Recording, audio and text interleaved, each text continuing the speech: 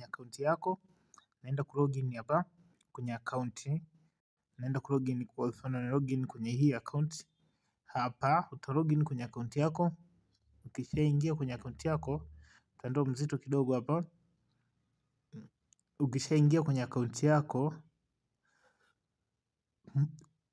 hapa akaunti yako itafunguka kama hivi unavyoiona. Hii ndo akaunti yako. Kama hii ndo akaunti yako, unashuka chini kabisa huku chini kabisa.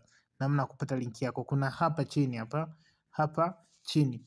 Kuna hii alama ya copy. Utaona hii hapa inasoma referral 8, then hapa kuna hii alama hii ya copy hii hapa, utagusa hapo. Ukigusa hapo copy, hapo ndo link yako hiyo. Copy link itasema copied kama unavyoona hapo. Sasa utaenda kumtafuta mtu ambaye unataka kumtumia WhatsApp. Utarudi WhatsApp kwa mtu ambaye unataka kumtumia hiyo link yako wewe. Hasa utanitumia mimi hapa ili nikutengenezee link yako vizuri. Utakuja kwa mfano nataka nimtumie huyu hiyo link yangu, nagusa hapa nagandamiza, alafu naminya hapa ninapo type hapa napagandamiza hivi kama hivi. Nikishapagandamiza kama hapo, inakuja neno paste na paste hivyo. Hiyo link yangu itajipaste alafu natuma.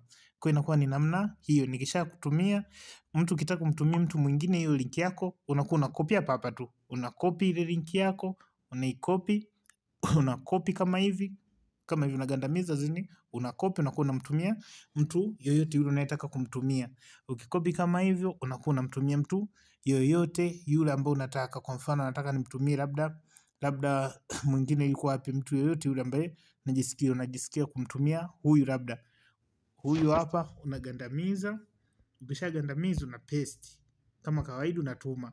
Kwa mtu yoyote yule ukitaka kumtumia, hata kwa kwenda kuangalia kwenye contact zile ambazo upo nazo, yoyote yule unamtumia mtu link yako. Nadhani hapo mtakuwa mmenielewa namna ya kupata link yako. Nitumie hapa link yako ili nikutengenezee ikiwa na maelekezo mazuri ya kumtumia mtu.